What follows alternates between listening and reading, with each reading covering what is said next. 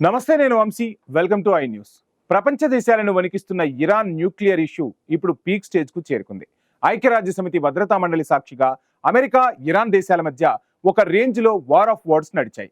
మంటల్లో ఉన్న మీ చేతిని వెనక్కి తీసుకోండి, ప్రెసిడెంట్ ట్రంప్ చాచిన డిప్లొమసీ హస్తాన్ని అందుకోండి అంటూ అమెరికా రిప్రజెంటేటివ్ పబ్లిక్ గా వార్నింగ్ ఇచ్చారు.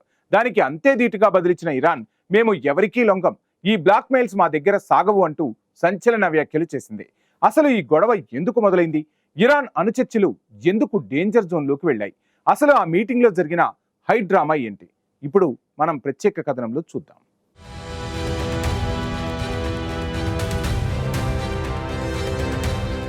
న్యూయార్క్లోని ఐక్యరాజ్య సమితి ప్రధాన కార్యాలయం ఒక్కసారిగా వేడెక్కిపోయింది.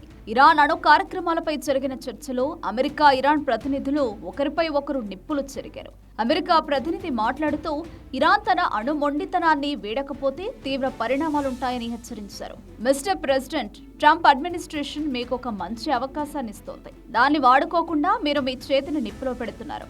ఇప్పటికైనా ఆ మంటల నుంచి బయటకొచ్చి ట్రంప్ చాచిన దౌత్య హస్తాన్ని అందుకోండి అంటూ లైవ్ లోనే అల్టిమేటం జారీ చేశారు. ముఖ్యంగా ఇరాన్ తన దేశం లోపల యురేనియం ఎన్రిచ్మెంట్ ను కంప్లీట్ గా ఆపేయాలని, అప్పుడే డైరెక్ట్ చర్చలు సాధ్యమని అమెరికా తెగేసి చెప్పింది. ఒకవేళ ఇరాన్ దారికి రాకపోతే పాత ఆంక్షలన్నింటినీ మళ్లీ అమలు చేసే స్నాప్ బ్యాక్ ప్రాసెస్ ను వాడుతామని అమెరికా గట్టిగా హెచ్చరించింది. ఇరాన్ తన అణు కార్యక్రమాలను ఇంటర్నేషనల్ కమ్యూనిటీకి తెలియకుండా సీక్రెట్ గా చేస్తోందని అమెరికా ఆరోపిస్తోంది. అయితే ఇరాన్ ఏమాత్రం వెనక్కి తగ్గలేదు. అమెరికా పెడుతున్న కండిషన్లు తమ హక్కులను కాలరాయడమేనని ఇరాన్ ప్రతినిధి మండిపడ్డారు.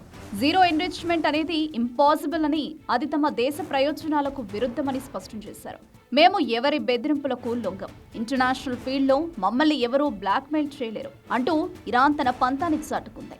రెండు దేశాల మధ్య జరిగిన ఈ భీకర వాగ్వాదంతో అణు చర్చలు ఇప్పుడు పూర్తిగా అగమ్య గోచరంగా మారాయి. ఒకవైపు అమెరికా ఆంక్షలు కత్తిని చూపిస్తుంటే, మరోవైపు ఇరాన్ తన అణు సామర్థ్యాన్ని పెంచుకుంటోంది. ఈ రెండు దేశాల మధ్య తారాస్థాయికి చేరిన ఈ వివాదం చివరకు ఎటు దారితీస్తుందోనని ప్రపంచ దేశాలు ఆందోళన చెందుతున్నాయి. ఈ అణు యుద్ధం మాటలకే పరిమితమవుతుందా, లేక మరిన్ని సంక్షోభాలకు దారితీస్తుందా అన్నది ఇప్పుడు బిగ్ క్వశ్చన్.